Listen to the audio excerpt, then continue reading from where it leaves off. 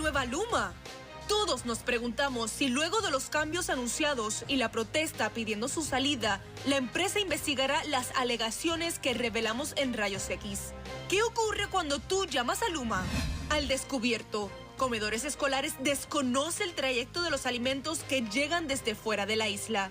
¿Cuán fresca es la comida que le sirven a tus hijos en el comedor? En Problemas, una reserva natural de la isla.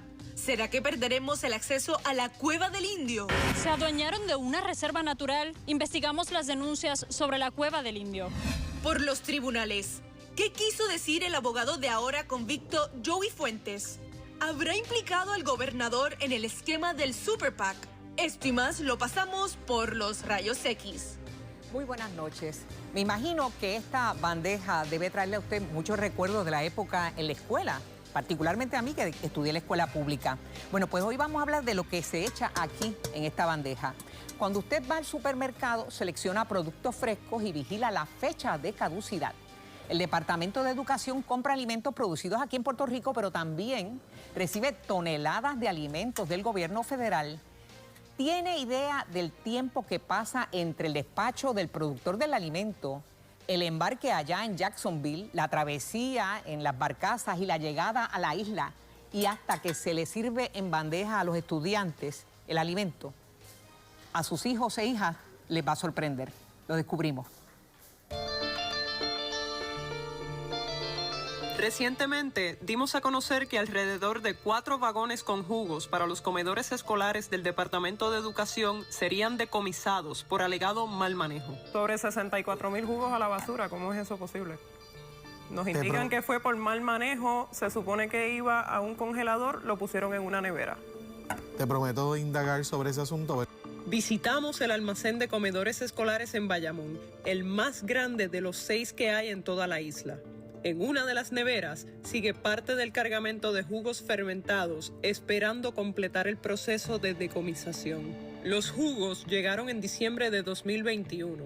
Ya en enero, los empleados comenzaron a percibir un olor particular. Activamos el proceso de identificar si estaban para consumo o no y en efecto se determinan que no estaban para consumo. Sí tengo que destacar, ¿verdad?, aquí y en la China, de que los alimentos federales o los alimentos que envía el gobierno federal para Puerto Rico para ponerlos en la bandeja escolar son alimentos de alta calidad, son de grado A, ¿verdad? Son incluso mejor que los que usted y yo podemos adquirir en un supermercado. Así que honestamente en el caso particular de estos jugos, presuponemos, no tengo la evidencia para poderlo probar, que probablemente tiene que haber pasado algo en la cadena de distribución porque no es la norma. Bayamón no fue el único almacén en recibir jugos de ese mismo cargamento, pues también llegaron cajas al almacén de Ponce. La distribución de Ponce se llegó a realizar. Incluso en este almacén se recibieron también más jugos que se lograron distribuir, ¿verdad? Y se le dieron a los nenes y no hubo ninguna situación donde nos informaran que el jugo no estaba apto para consumo. Fueron estos 2 vagones o estos 2 lotes en específico que fueron los que se identificaron que estuvieron, ¿verdad?, que se dañaron. La directora negó en más de una ocasión que los jugos se dañaran a causa del mal manejo en el almacén de Bayamón y reiteró el compromiso de los empleados de los comedores escolares. Como ejemplo, detalló el protocolo riguroso para decomisar alimentos que involucra al Departamento de Salud y a los vertederos, que son cada vez menos en la isla. También arrojó luz sobre otro gran problema. De manera resumida, el programa de comedores escolares recibe alimentos provenientes del gobierno estatal y el federal. En el caso del gobierno federal, la orden se realiza con 2 años de anticipación. Una vez llega el año programa, nos certifican o nos confirman, mira, en efecto, de todo lo que te pediste, esto es lo que te va a llegar en estas fechas estimadas, que usualmente son los 15 y los 30 de cada mes. Pero nosotros perdemos visibilidad de esos productos hasta tanto las 3 compañías, ¿verdad?, de acarreo aquí en Puerto Rico, ¿verdad?, nos llaman y nos dicen, ya tenemos un contenedor disponible para entrega, te lo podemos entregar mañana o te lo podemos entregar pasado. O sea, luego que los comedores escolares hacen la orden con 2 años de anticipación, solo reciben una fecha estimada de entrega 1 año antes de completarse. No tienen número de rastreo, ni método de llegada a Puerto Rico, ni conocen cuánto tiempo esos alimentos estuvieron en tránsito o aguantados en el puerto de Puerto Rico. Y que realmente comedores escolares no tiene constancia o conocimiento desde cuándo, ¿verdad?, sale ese alimento de la fábrica o del procesador, llega a cualquiera de los puertos de Estados Unidos que llega, ¿verdad? O que transporta los alimentos hacia Puerto Rico, principalmente salen de Jacksonville, cuando llega a Puerto Rico y cuando entonces aquí en Puerto se libera y llega hasta comedores escolares. Así que ese es un lapso de tiempo que realmente nosotros no vemos, estamos como que a ciegas, sino que hasta que estas compañías nos llamen y nos digan, mira, aquí está el vagón, pues entonces ahí nosotros hacemos las gestiones para recibirlo.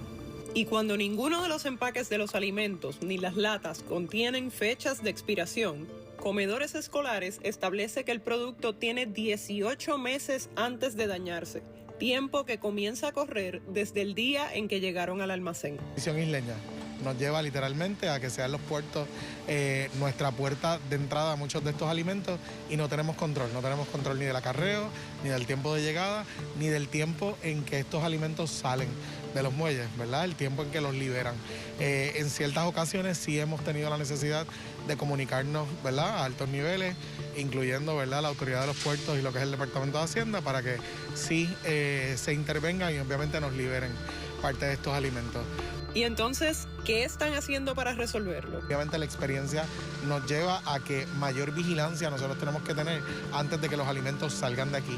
En términos de responsabilidad, yo te diría, pues, no siempre hay un ente responsable. Muchos de estos alimentos viajan en barcazas donde viajan otro tipo, ¿verdad?, de material para consumo.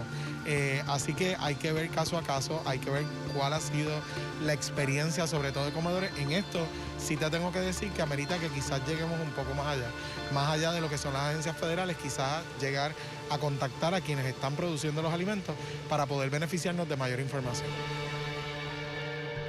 Bueno, tengo conmigo a Adriana de Jesús, precisamente, que ha elaborado este reportaje tan revelador. Y Adriana, te confieso que me asombra la candidez del secretario y de la funcionaria porque es un asunto tan delicado, la cuestión del manejo de alimentos. De hecho, aquí fue que se enteró él, a través de ti, que había un cargamento de 64,000 jugos, ¿no?, que están por decomisarse. No se han decomisado todavía, ¿verdad? No, correcto, Yolanda. El secretario se enteró aquí en nuestra mesa redonda hace alrededor de 3 semanas que eso existía en ese almacén. Él fue al almacén a petición nuestra, era la primera vez que iba, porque después él nos comentó que tiene varias reuniones y distintas responsabilidades, especialmente al inicio de clases, así que no había podido visitarlo, pero dio un tour por el almacén y entonces fuimos a ver las neveras, que es en donde están los jugos. Y los jugos estaban desde diciembre del 2021. En enero empiezan a apestar, según lo que me informas, y todavía al mes de septiembre, o sea, estamos hablando de 8 o 9 meses, no han sido decomisados. Es correcto. Lo que nos comentó la directora de comedores escolares es que tienen todavía un pleito, ¿verdad?, en dónde se van a decomisar esos jugos, porque al ser líquido hay vertederos que no los consideran alimento propiamente, así que tendrían que entonces moverlos del lugar. Bueno, ese por lo menos el olor avisó que estaba descompuesto. Correcto. Pero ¿qué pasa? Y yo creo que aquí vale la pena entonces presentar a nuestro invitado. En este caso es el ingeniero Ángel Santiago, que es presidente de Caribbean Product. Buenas noches. Buenas noches. Es una de las distribuidoras más grandes de alimentos a nivel, ¿verdad?, el sector comercial privado. Y me gustaría, por la experiencia de ustedes, ¿cuál es el manejo adecuado de alimentos que obviamente van a parar, por ejemplo, a alimentar la población? De acuerdo. Yolanda, como mencionas, nosotros en el sector privado de alimentos, en la industria de alimentos, pues nos dejamos llevar por buenas prácticas de manejo. Ese es nuestro estándar. Junto con eso está entonces lo que se llama el plan de puntos de control críticos y plan de inocuidad de alimentos. Oriéntenos un poco para que entonces entendamos y quizás pueda orientar al Departamento de Educación de cuáles deben ser el mejor manejo. Lo que usted vio, ¿qué le pareció? Bueno, lo que yo vi, pues obviamente no tengo los contextos completos, claro, pero ciertamente habría que identificar dónde están los puntos críticos de control en toda la cadena de suministro para poder identificar dónde y cuándo se puede dañar un alimento. Pero en ese caso, Educación y comedores escolares nos insistieron, ¿no?, que ellos tienen un amplio protocolo y muy riguroso y tienen una carpeta muy amplia, ¿no? Pero quisiera saber si es normal que no sepan, los que van a ser receptores, ¿verdad?, de alimentos, que es normal que no sepan ni siquiera cuándo sale la barcaza, ni siquiera cuándo llega al puerto. Nuevamente, en la buena práctica de manejo, todos los que trabajamos en el sector de alimentos tenemos que saber dónde están los alimentos que nosotros vamos a ser responsables por. Ustedes van siguiendo la trayectoria y el tiempo, ¿no? Es el plan de trazabilidad completo. Sí, Desde el agricultor, en ese caso los jugos, pues en nuestro caso conocer de dónde está ese árbol de naranja, dónde está el agricultor, de qué estado sale, cuál es la planta de manufactura. El fabricante lo entrega, por ejemplo, en el mes de enero. Tengo que tener un bill of lading. Usted sabe la fecha en que sale de las manos del fabricante y entra entonces a la barcaza donde se va a traer. Tenemos que saberlo todo. Y saben todo el momento, por dónde viene. Correcto. Todo eso tiene... Y cuándo llega al muelle. Todo eso tiene códigos de rastreo cuando llega al muelle, de hecho... Y eso no es, digo, caprichosamente, eso es porque hay unos requerimientos de la FDA. Hay recomendaciones de FDA, las regulaciones las pone el Estado, en este caso el Estado Departamento de Salud, en algunos casos Departamento de Agricultura también, en el caso de algunos alimentos. Estos alimentos son alimentos vivos, así que requieren mucho más control y en el caso que estamos viendo aquí, pues el control de temperatura parece que también es un punto de control crítico importante para poderlo mantener. Aquí está la... Esto es bien general, ¿verdad? Esto es bien general. Está la parte de las buenas prácticas de manejo y otros programas de requisitos, entre ellos, y nosotros en la industria privada nos auditamos nosotros mismos, nuestros clientes nos exigen. ¿Qué quiere decir eso para los amigos, los legos? El plan de inocuidad alimentaria lo que está diciendo es lo que te estás comiendo es sano y sé de dónde viene y qué ha pasado en el trayecto hasta que lo tienes de frente para consumo.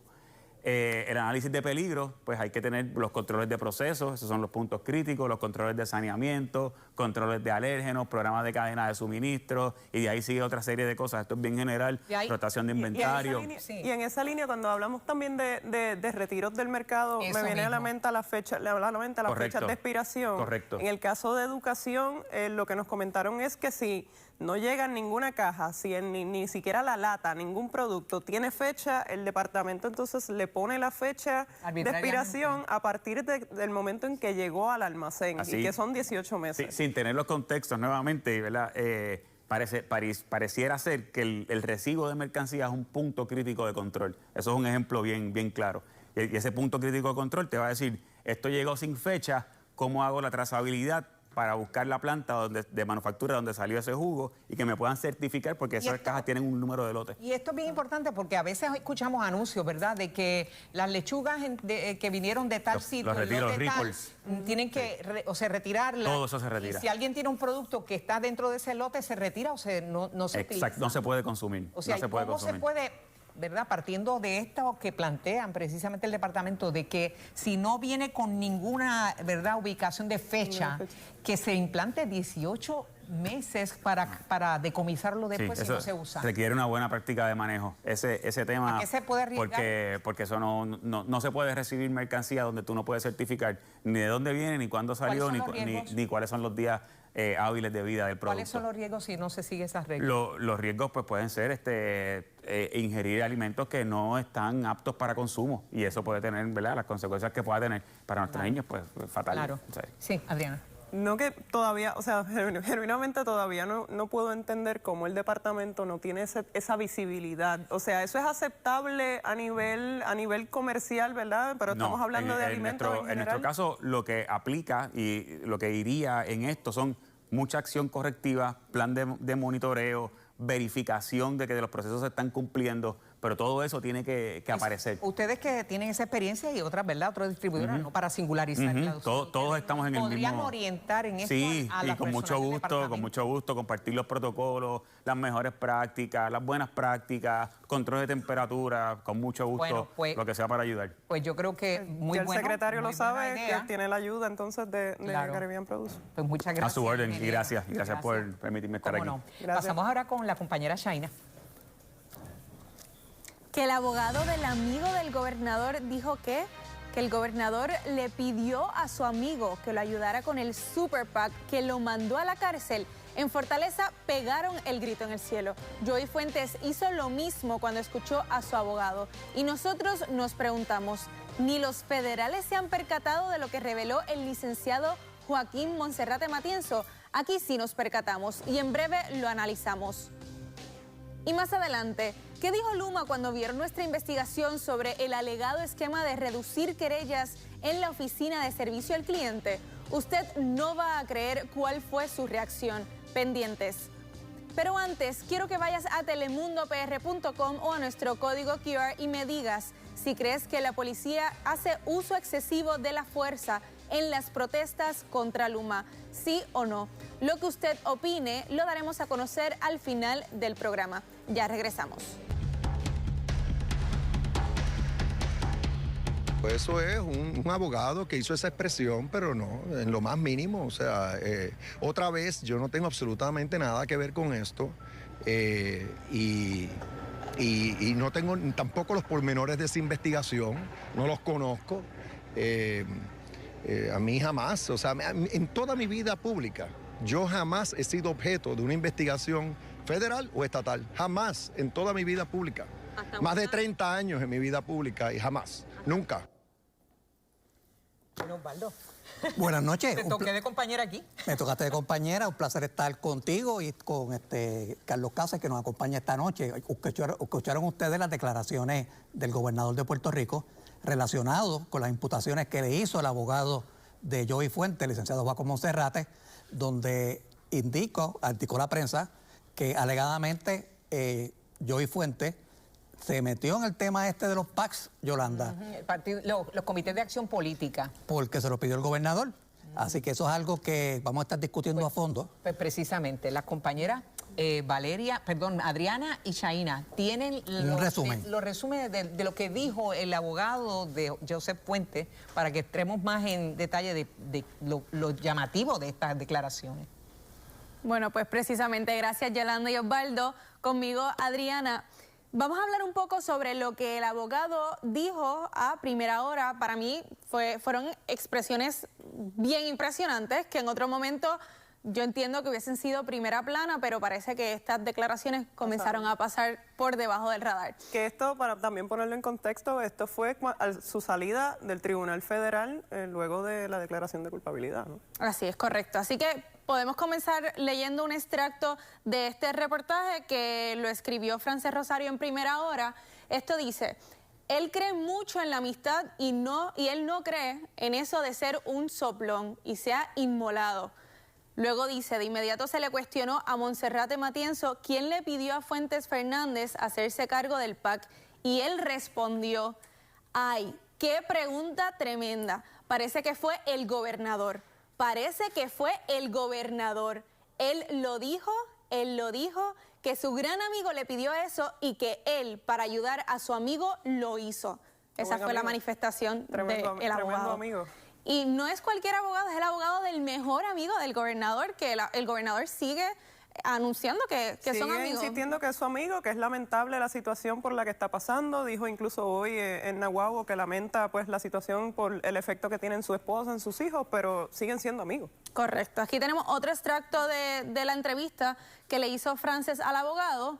También se le cuestionó la razón por la que Fuentes Fernández no quiso grabar al gobernador y él respondió: porque eso hubiera sido ser un traidor contra su amigo, que él lo quiere mucho y estima mucho. Una cosa es decir que el gobernador le pidió que Joey se hiciera cargo de ese PAC y otra cosa es decir que el gobernador en conversaciones íntimas, tú sabes, él no va a ser un soplón, punto. Él no va a ser un soplón, respondió. Fíjate, Shaina, esa parte de esa conversación a mí me causan muchas preguntas, porque eso da a entender entonces que quizás el acusado le informó a las personas, ¿no?, que él estaba siendo grabado, ¿no?, que él entró a la fortaleza. Correcto. Ya y estaba ya alambrado, ¿no? Correcto, Adriana. Y recordemos que toda esta información sale a la luz, el FBI presenta la culpabilidad y todo el caso luego de saber que él le había dicho algo a alguien en Fortaleza que lo estaban grabando. Eso fue lo que él dijo. Y por eso es que entonces luego comienza en los federales a presentar todos los cargos que le iban a... él iba a tener. Eso me lleva entonces a otra pregunta. ¿Cómo la Fiscalía Federal no toma acción contra esta persona que alegadamente está cooperando, pero entonces les revela a los investigados que están siendo grabados? Esa parte, correcto. Y el FBI no lo acusa o no le... ¿Eso no formó parte de la acusación formal? Correcto. Así que nosotros tenemos varias preguntas. No nos conformamos con las declaraciones que ustedes bien escucharon del gobernador.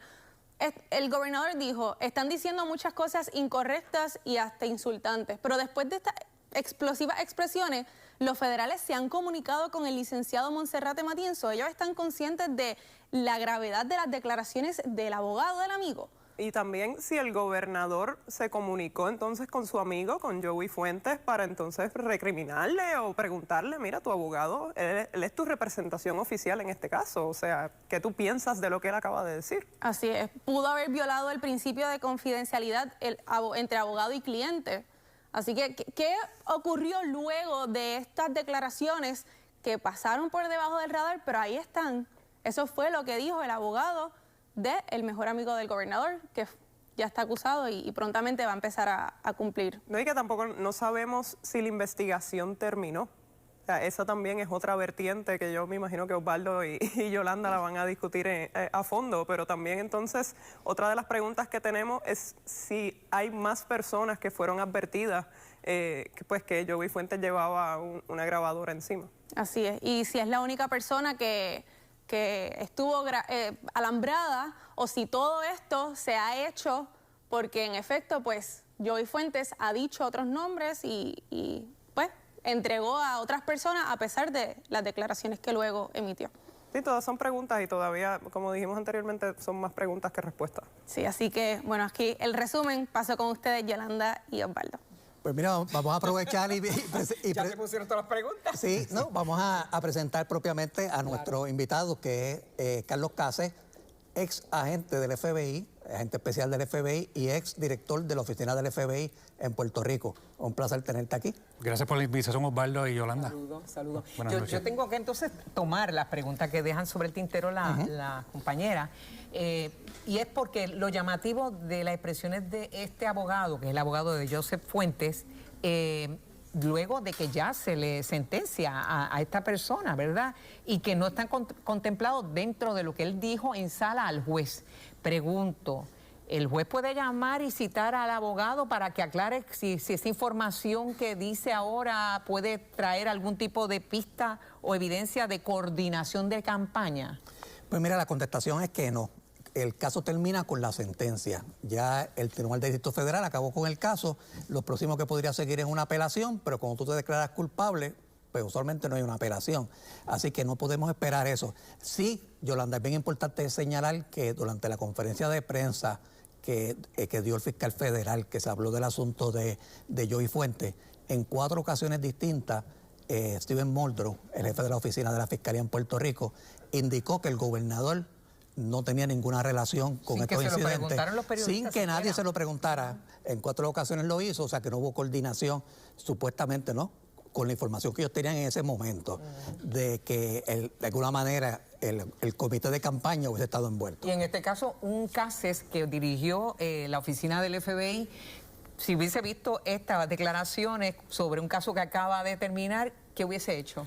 Bueno, yo como director del FBI lo primero que hubiese hecho era comunicarme con la Fiscalía y decir estas expresiones que hizo el licenciado en el día de hoy, el abogado del señor Joey Fuentes, no va acorde con las alegaciones y la cooperación para la cual se le dio crédito, que fue lo que condujo a la sentencia que le impuso el juez en el día de ayer. Y si de verdad, independientemente, ¿verdad?, que la relación de abogado-cliente, si esa información da una pista distinta a la que se ha vertido en tribunal, entonces, ¿qué procedería? ¿Citar a las partes? Bueno, la pregunta que le tengo al licenciado Osvaldo Carlos aquí, que fue fiscal auxiliar federal, es si eso es motivo suficiente para la Fiscalía Federal radicar una moción ante el tribunal pidiendo de que esa sentencia se retracte y entonces volver a sentenciar al señor Joey Fuentes a base de información adicional que el FBI pudiese... Por alegadamente ocultar información. Sí, pero el FBI tendría que investigar más a fondo y obtener la evidencia que sustente lo que el abogado dijo en el día de ayer. No sé si es suficiente para radicar una moción de esa índole. Pues mira, esto es un asunto que la Fiscalía podría considerar y fíjate, cuando fue sentenciado el señor Joey Fuentes, el propio juez hizo unas expresiones a los efectos de que no entendía por qué, en base a lo que se había, ¿verdad?, la información que tenía allí la Fiscalía, no se radicó un caso de obstrucción a la justicia ni destrucción de evidencia. Correcto. O sea que obviamente aquí hay cosas tras bastidores que nosotros no conocemos y que limitaron a la Fiscalía en la manera en que reacciona a la situación de Joey Fuentes. Bueno, yo tengo otra pregunta, pero de otro tema, y yo sé que tú tienes también otros temas de interés, pero ocurrió ¿verdad? Lo que parecería ser un desliz de la exgobernadora Wanda Vázquez. Escribe en Twitter, en su cuenta de Twitter, habla sobre la injusticia, en lo que parece ser una alusión a su propio caso ante el Tribunal Federal, y hay una orden de mordaza.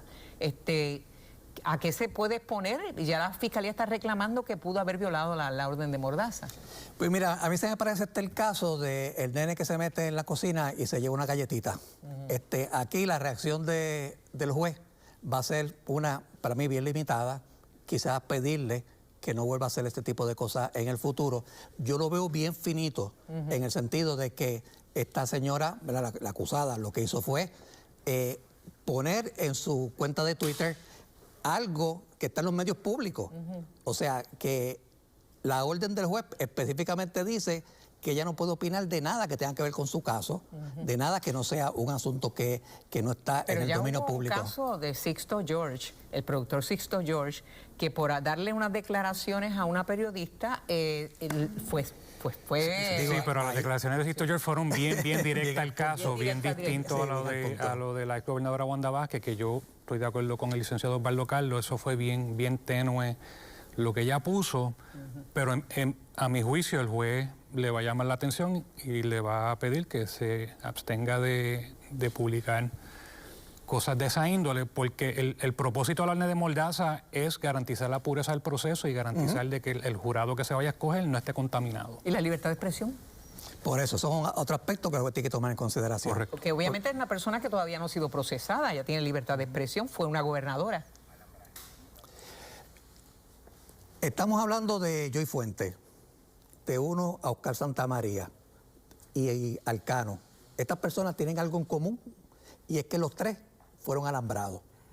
¿Qué quiere decir esto de alambrarse? Porque uno se trae a su mente las películas estas de gángster viejas, donde te ponían una grabadora grandísima aquí, te la cogían con un tape, te metían unos cables, y eso era estar alambrado. Correcto. ¿Eso es la realidad de hoy en día? Eso ha cambiado, Osvaldo. La tecnología en los últimos 20, 25 años para grabar en situaciones encubiertas está bien adelantada, y el FBI y las otras agencias federales tienen muchos equipos, muchas técnicas.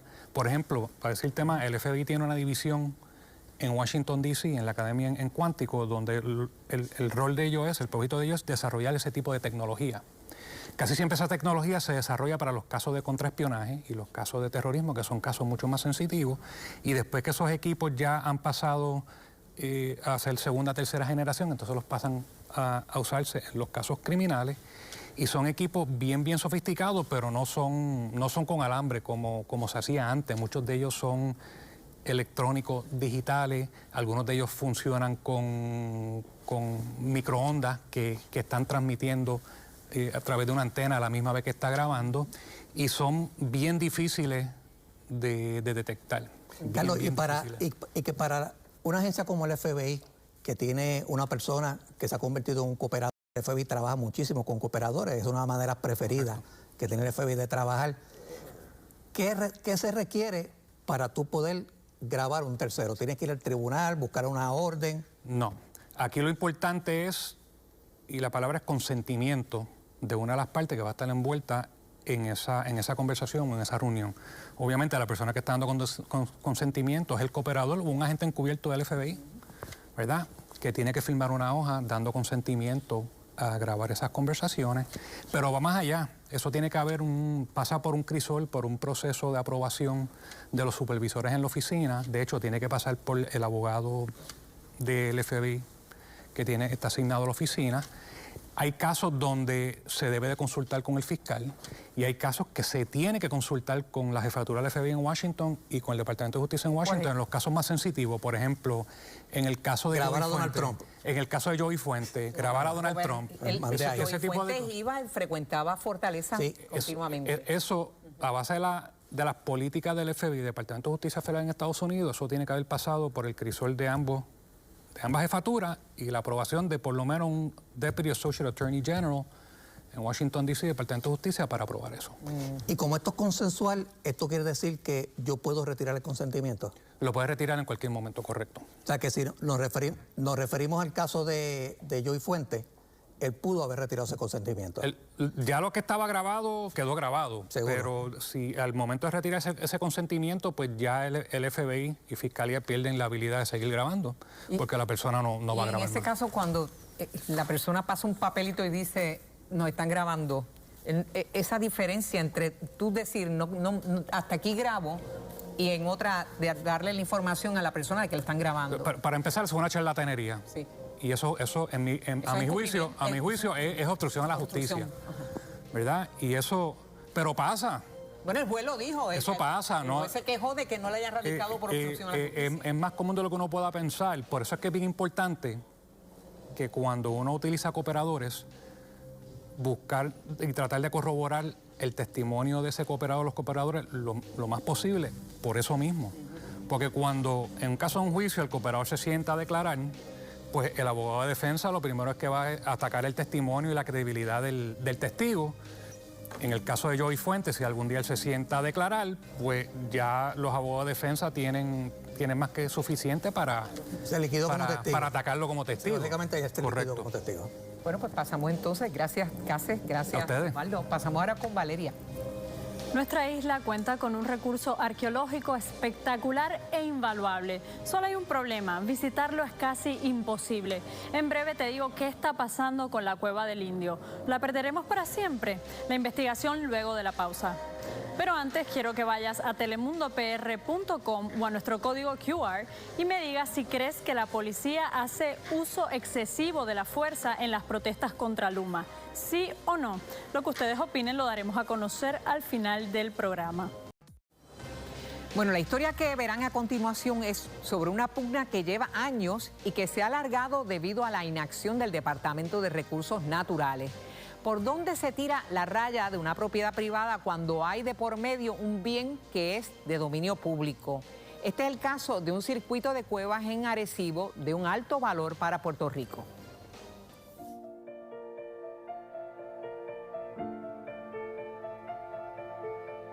La Cueva del Indio está ubicada en Punta Las Tunas, en el barrio Islote de Arecibo. Es uno de los lugares más espectaculares de Puerto Rico. Más allá de su belleza escénica, es un recurso natural, cultural e histórico de valor incalculable. Pero disfrutar del mismo es cada vez más difícil. Y por décadas, por uso y costumbre, la comunidad siempre caminaba por la costa y subía por esta área de aquí. No obstante, desde 2016, nuestro acceso costero se ha tapado con basura, con escombros, se puso una verja y cabe mencionar que todo esto son bienes de dominio público, aledaños a la Reserva Natural y Marina de la Cueva del Indio. El acceso a esta reserva natural ha estado en disputa durante años. Las únicas 2 entradas que se podían utilizar sin costo ahora están bloqueadas. Esto lo confirmamos en un recorrido por el lugar. Actualmente no existe una entrada gratuita a la Cueva del Indio. ¿Por qué? Porque esta vandalización, esta obstrucción de nuestros caminos públicos obliga a los visitantes de la Reserva Natural y Marina a pasar por los terrenos de González Freire, donde está cobrando $10 por persona. No entendemos cómo es posible que Recursos Naturales permita que este hombre esté cobrando $10 por persona para entrar a ver a ese recurso que es del pueblo. A principios de este mes, la UC Colón radicó una querella ante el Cuerpo de Vigilantes de Recursos Naturales, denunciando 4 violaciones en contra de la Reserva Natural y Marina de la Cueva del Indio. Estas son la supuesta usurpación de bienes de dominio público, la vandalización y obstrucción de servidumbres de paso, la privatización de la entrada histórica designada por el Estado y la explotación monetaria y cobro de impuestos del único acceso público y seguro. Y es que el acceso principal atraviesa una finca propiedad del empresario José González Freire, dueño de Pan-American Grain. Al llegar al lugar, los visitantes se encuentran con una carpa donde les cobran $10 por persona para acceder a la reserva. La corporación que administra este negocio se llama Caracoles Bar and Grill. En el lugar también se colocaron varias verjas de madera justo al lado de la arena, en áreas que se alega son bienes de dominio público. Además, hay señalamientos por la construcción de una plataforma de cemento para trailers, supuestamente llevada a cabo por la persona a quien González Freire le arrienda esos terrenos. La pregunta principal aquí es cuál se supone que sea el acceso oficial, público y gratuito para esta reserva. Para contestarla hace falta un poco de contexto histórico. Cuando decimos que este es un recurso arqueológico invaluable es porque así está evidenciado desde el siglo XIX. El primero en documentarlo fue el francés Alphonse Pinard, un estudioso de culturas prehispánicas. Se llama la Cueva del Indio por la gran cantidad de grabados rupestres o petroglifos de origen indígena que hay ahí. Ya en el 1974, un deslinde realizado por Recursos Naturales identifica un camino hacia la cueva. En 1990, cuando se hace la designación oficial de la reserva, se establece que puede ser visitada utilizando un camino perpendicular a la carretera 681, el cual fue requerido a propietarios de fincas colindantes. Para garantizar el disfrute pleno de los recursos del pueblo de Puerto Rico, es necesario proveer libre acceso, aun cuando afecte propiedades privadas colindantes con áreas de dominio público. Así lo expone el documento. Y ese camino es el que hoy día atraviesa la finca de González Freire. En 1992, Recursos Naturales asignó $200,000 para la adquisición de estos terrenos aledaños y de acceso a la cueva, pero no hemos podido llegar al fondo de lo que pasó con eso. En el 2003 se creó uno de esos famosos comités interagenciales para la conservación y desarrollo del área, pero todo quedó en nada. Casi 20 años después, el problema persiste. Aunque no quiso hacer expresiones en cámara, González Freire respondió a nuestras preguntas y sostuvo que el acceso a la cueva tiene que ser por la playa, aunque se considere peligroso. Dice que no va a dejar que nadie se meta en su finca porque eso sería violar sus derechos. Está interesado en desarrollar estos terrenos que quedan cerca de la estatua de Colón, otro de sus proyectos. Para dejarlo muy claro, había 3 accesos a la reserva. Uno por la playa, que es peligroso y está obstruido. Otro, el oficial, que es a través de la finca de González Freire, y el llamado Camino Smith, que atraviesa la finca de esa familia. El Camino Smith se usó durante años porque la familia Smith permitía el paso peatonal si bien cobraba por el estacionamiento. Recientemente, los herederos decidieron poner la propiedad en venta y han prohibido que las personas atraviesen su terreno. Wanda Smith asegura que han vandalizado su propiedad en varias ocasiones para pasar a la cueva. La comunidad en este pasado mes se organizó 3 veces y recuperó en 3 ocasiones el camino costero hacia la Cueva del Indio y 3 veces fue vandalizado y fue obstruido con pedazos de árboles cortados de la misma reserva. Lo más evidente en toda esta controversia es el silencio de Recursos Naturales, la falta de acción para hacer cumplir leyes y reglamentos. Los ciudadanos exigen, en primer lugar, la realización de un nuevo deslinde. Aquellos que estamos tratando de hacer claro que esto es un bien de dominio público y que se debe respetar como tal y que es del pueblo, no es de ninguna persona, no importa los millones de dólares que tenga. Buenas noches. Debemos aclarar que hoy Recursos Naturales sí se movió sobre este tema y vamos a hablar de eso más adelante, pero primero les presento, se encuentra con nosotros el arquitecto y planificador Pedro Cardona. Gracias por acompañarnos. Buenas noches, Valeria. Buenas noches a los televidentes. Cardona, empecemos primero, ¿verdad? Por lo que contesta González Freire, que es el propietario, una de sus corporaciones es propietaria de esas fincas que dan a la cueva, ¿verdad? Que tienen acceso a la cueva. Él dice que esa es su propiedad privada, que nadie la puede atravesar, que en sus escrituras no aparece ninguna servidumbre de paso y que por lo tanto él entiende que el acceso a la cueva es por la playa, que está obstruido. Él dice que él no tiene nada que ver con esa obstrucción, pero se puede tener una reserva natural cuyo único acceso sea, ¿verdad?, por la costa y por un lugar rocoso y peligroso. Bueno, pueden haber reservas naturales que tengan condiciones que limitan los accesos a ellas, pero sin embargo tenemos que reconocer que desde el año 83 nuestros reglamentos reconocen que las propiedades costeras tienen que proveer un acceso paralelo a la costa y de no ser posible tener un acceso paralelo a la costa, tienen que haber unos accesos perpendiculares desde la vía principal. Esas escrituras o esas notas que aparecieron del Departamento de Recursos Naturales de los años 70 ya apuntaban en esa dirección. Desde la 681 tienen que haber cada 400 metros unos accesos peatonales. Si no los hay hoy, lo tienen que ceder. Y González Freire no está exento de eso, tiene que cumplir con eso porque es parte de nuestro ordenamiento. ¿Y quién se debe encargar de que eso se cumpla? Digamos, el cumplimiento de eso recae en Recursos Naturales, que es el custodio de esa reserva. Es un asunto que es compartido entre la Junta de Planificación y el Departamento de Recursos Naturales.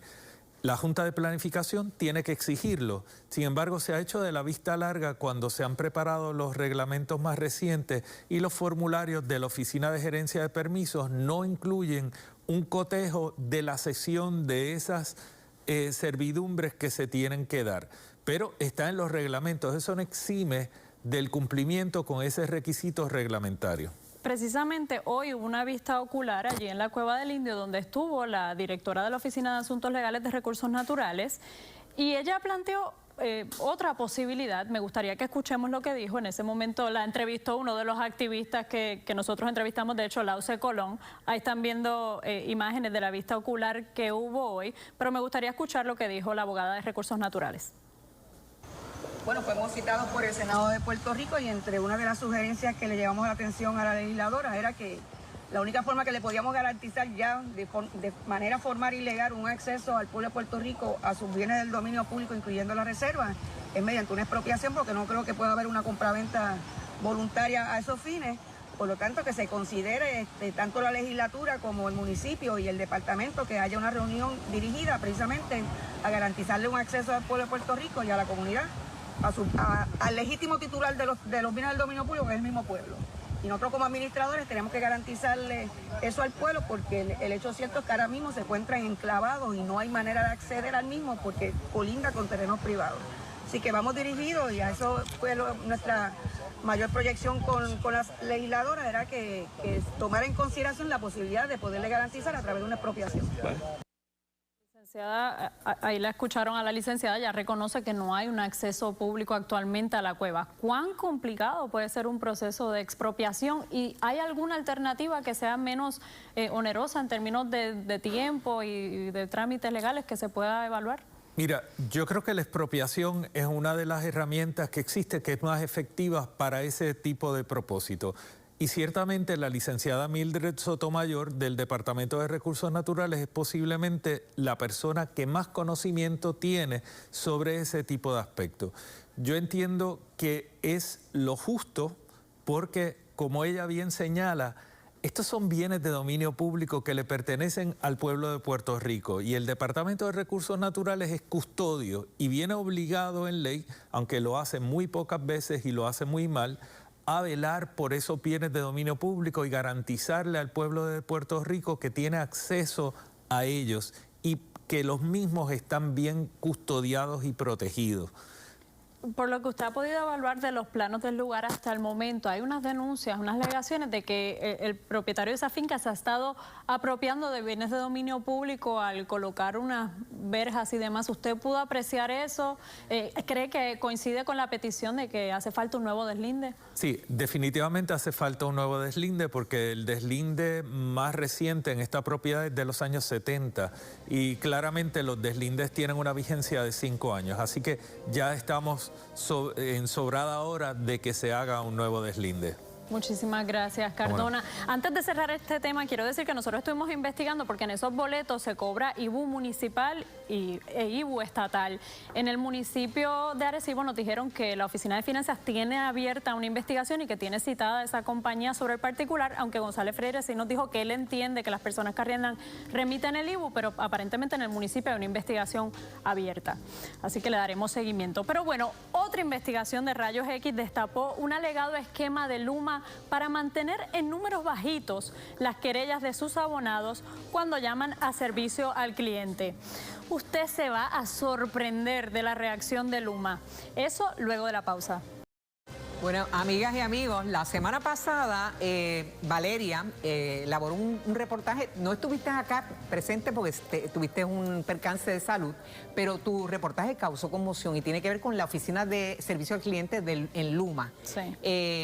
Si puedes detallar rápidamente tú tuviste muchas fuentes, particularmente de empleados y exempleados. Entrevistamos a más de una decena de empleados y exempleados de Luma y después del reportaje nos han seguido escribiendo muchísimos, o sea, otras decenas de empleados y las denuncias, además de un patrón de hostigamiento laboral, pues había unas denuncias sobre el manejo de las querellas. Básicamente como que, Yolanda, tú llamas a quejarte de que te están sobrefacturando o que tienes un problema de voltaje o para un desganche y te decían sí, te tomamos todo y eso yo lo tenían que poner en una tabla de Excel, una tablita que ellos enviaban a sus supervisores, pero ¿Qué se hace con la evidentemente, querella? Aparentemente muchas de esas situaciones no se atendían. O por ejemplo, la persona volvía a llamar, el cliente, y le decían, es que no aparece ya la querella. O sea, como que se abrían y se cerraban las querellas rápidamente. ¿Qué pasa? Esto altera las métricas, ¿verdad? O sea, si en efecto es así, que es lo que estamos tratando, ¿verdad?, de investigar, pues esto altera las métricas porque una de las maneras que se mide el desempeño de la compañía es la cantidad de querellas y el tiempo que tardan en resolverlas. Correcto. Y es importante, claro, porque los amigos que nos están escuchando, nos están viendo, lo más que les impacienta es que sus querellas no sean atendidas o que se le dé, ¿verdad?, y se siga rebotando la querella y, vamos, nunca se sepa cuál es el destino. Hay, en aquel momento, cuando tuvimos aquí al portavoz de Luma, Mario Hurtado, él quiso saber los nombres de los empleados. Sí, es un comentario que obviamente, debe entender eso. protegiendo las fuentes que tú tienes, pues obvio, porque había una preocupación. Ahora, luego de pasado una semana, ¿qué ha hecho Luma o qué te ha dicho Luma sobre el planteamiento y sobre lo que ha revelado tu fuente? Nosotros, ¿verdad? Vamos a verlo porque producción ha estado todos estos días tratando de coordinar una entrevista con Luma y una reacción a la investigación que presentamos y que sigue en curso. Pero esa es la reacción, Yolanda. La reacción de Luma, o sea, parece, no hubo nada aquí. Parece un chiste, pero no, o sea, teníamos esto puesto para poner la reacción y no hubo reacción. Se quedó en blanco. Exacto, se quedó en blanco porque no tenían o no han tenido o no han querido tener un portavoz disponible para responder a esto, que no son alegaciones livianas. En la conferencia, ¿verdad?, de Duke Austin, que fue el ejecutivo de Quanta, no se habló nunca del servicio al cliente y es una de las áreas medulares y más preocupantes. Así que no hay duda de que tiene pero su esto importancia. No se va a quedar aquí. Oye, la semana que viene vienen ejecutivos de Luma, vamos a emplazarlo desde ahora para que haya una respuesta a qué se está haciendo en la oficina de servicio al cliente. Gracias, por supuesto, Valeria. gracias, Yolanda. Y amigos, aún tienes tiempo para participar en la encuesta de esta noche a través de telemundopr.com. ¿Crees que la policía hace uso excesivo de la fuerza en las protestas contra Luma? Sí, no, los resultados luego de la pausa. Formado Telenoticias. Bueno, 5.120 personas participaron. Los resultados son sí. 27% entiende que la policía hace uso excesivo de la fuerza. 73% entiende que no. Interesante, dame estos números, como saben. Amigos, lo próximo en Telenoticias. Buenas noches, compañeros. Buenas noches.